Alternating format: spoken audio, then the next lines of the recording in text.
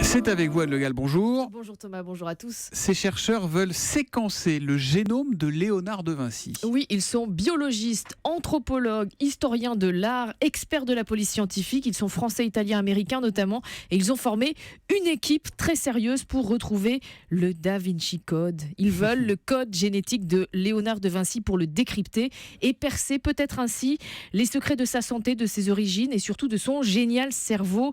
Car presque 500 ans après sa mort, le peintre, inventeur, écrivain fascine toujours. Les scientifiques aimeraient comprendre pourquoi il était aussi créatif. Et grâce aux techniques de séquençage génétique modernes, les chercheurs savent que l'ADN peut être désormais exploité pendant plusieurs siècles après un décès. Mais Anne, on le retrouve où l'ADN de Léonard de Vinci? Parce qu'on n'est pas complètement sûr de l'endroit où il est enterré, non? C'est vrai. Officiellement, il est enterré au château d'Amboise, dans l'Indre-et-Loire.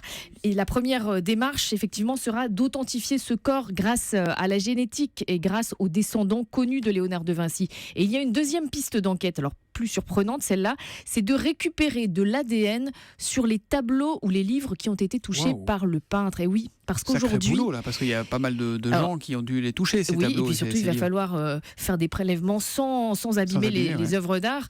Mais effectivement, on peut exploiter aujourd'hui de toutes petites quantités d'ADN et les chercheurs espèrent donc récupérer des cheveux ou des cellules d'épiderme dans les tableaux eux-mêmes mélangés à de la peinture, parce qu'on sait que Léonard de Vinci peignait sans pinceau, il peignait souvent avec les doigts. Voilà, donc la recherche va forcément prendre plusieurs années, il va falloir des tas d'autorisations et de précautions pour étudier ces œuvres d'art, mais les chercheurs espèrent qu'ils auront des annonces à faire dans 3 ans, en mai 2019, quand on célébrera les 500 ans de la mort de l'artiste. C'est absolument passionnant et bon courage à cette équipe de chercheurs. Merci Anne Le Gall.